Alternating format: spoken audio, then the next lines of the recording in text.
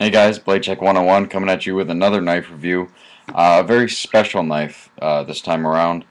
Um, some of you might have subscriptions to Mike Snody's channel, Snody Knives, um, and you are, definitely familiar with a lot of his work in that case.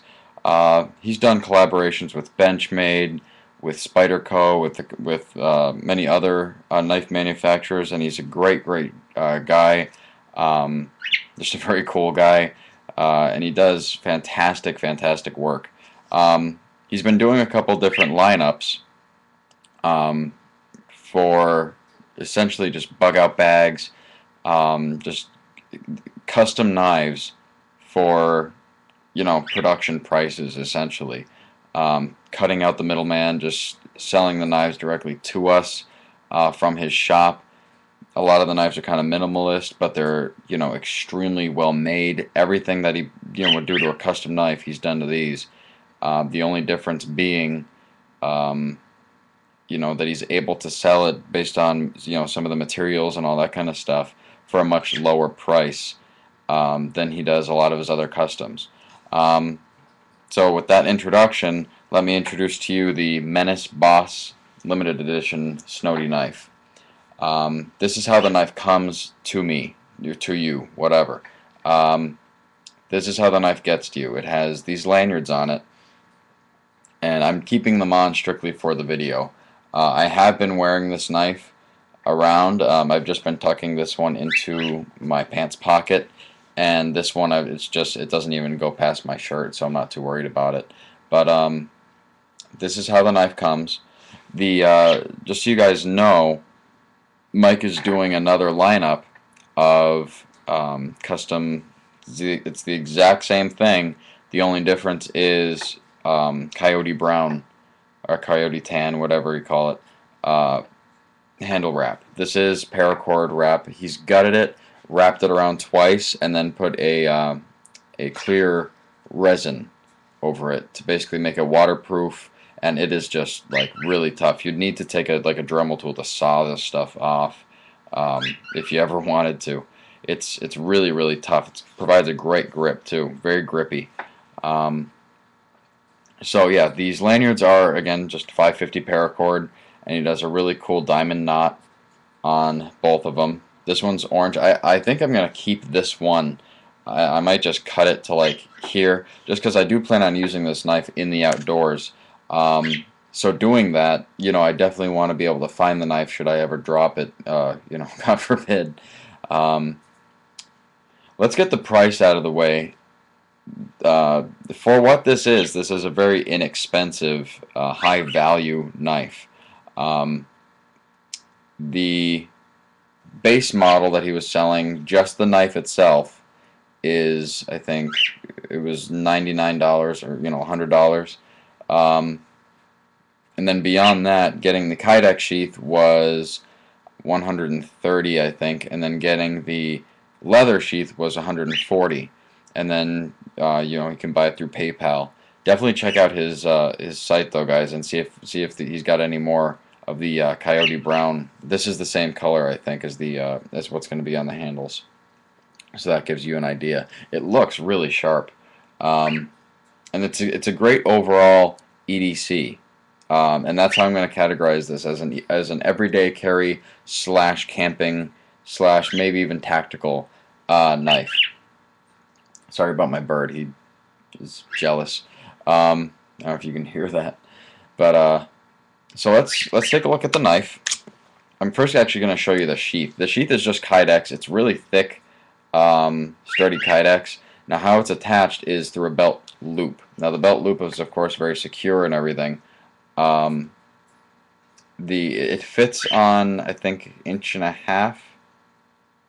Pretty sure inch and a half belts, and it's relatively wide, but it rides real close to your body, and it's really nice that way. I kind of wish he had done like a clip with the Kydex instead of a belt loop, but I'm not complaining. It's fantastic, and it rides back on the sheath, so you can actually put it behind a belt loop, and it won't ride forward. It can still ride back, but it won't ride forward. which in many cases would be a bad thing, you know, especially if you're wearing a jacket or that kind of thing, and you want to keep it concealed. Like I said, so it is Kydex. It's very sturdy. The overall design of it is really nice. It's held together by these screws, very hard, um, good stuff. Thin, excellent profile. Onto the knife. So I have used this knife quite a bit. I had to resharpen it already, and there's a reason. I'll get into that in a minute. But this is the knife. As you can see immediately, it is a chisel grind, a hollow chisel grind on the right side. Um, and I got to tell you, I've never used a chisel ground knife before that I've liked so much. Usually I get a chisel grind knife if I ever get one, and I hate it. Usually just because it's just kind of, I don't know. I've never really liked them. It's a different kind of feeling when you're cutting through something with a chisel ground knife. It almost wants to pull in one direction. But I gotta say that with this one, it really is nice. You can see the chisel grinding there, how it's just on, on this side. And it looks really cool. Like I said, the handle is just a paracord wrap with the resin over it. Makes it really, it's a comfortable knife in your hand. I've got small to medium sized hands, and it fits my hands well. Even if you had larger hands, it would fit your hand really well. Plus, keeping the lanyard on there is a nice option. And actually, what I did was I used this knife to baton through some real thin, real small logs or whatever, small branches.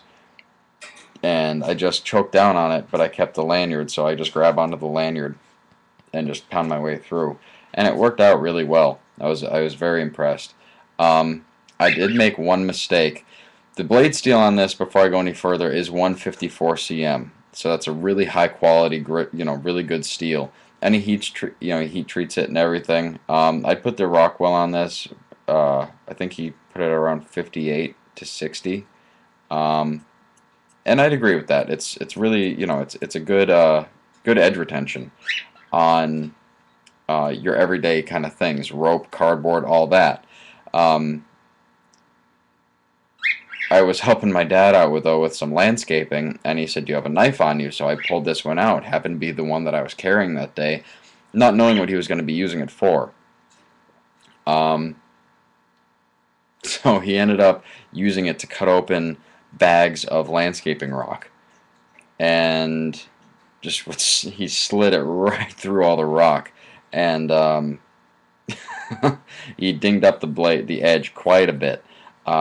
It was chipped slightly, so I spent about almost an hour trying to get the edge back on this thing, and it's back, and it's very, very sharp now. Maybe at the end I'll try to find some paper to cut for you so you can see how sharp this thing is. But it does chip relatively easily, and that's kind of what I've noticed, is that with harder things it does kind of tend to chip as opposed to roll. And I don't know if that's by design, or if, I've never really hard used like that a 154 cm steel blade before. Occasionally I'll hard use it, but not on something like rock, which is probably not a good idea anyway. But, just so you guys know about that. As far as wood and all that kind of stuff, it just slid right through. But again, the one thing, that I keep on thinking about is, as a camping knife, if you plan on using this close to the ground and you slide and you just go straight in and you hit a rock, could you get a real big gash in the blade? So is this, the proper steel to be using? I don't know how it would fare. Probably pretty well. It's just, you're sliding it straight through all those. And even then, it was still totally usable. It's just, I couldn't slice paper with it because it was just too jagged. But as far as cutting rope and cardboard and all that thing, it may have actually made it better. But I don't know. The spine on this is so well rounded over, almost to a fault. And where I say that is, I don't know if I can get in there with the camera. Yeah, all these little markings right here, that's from a blade steel. Not blade steel, excuse me, fire steel. And I tried, because the very edge of these is relatively sharp, so I tried getting sparks off of it. And it took me a few times, but eventually I got small sparks from it. Um, so as far as getting sparks, you'd have to almost use the edge, which I wouldn't recommend doing, especially with this knife.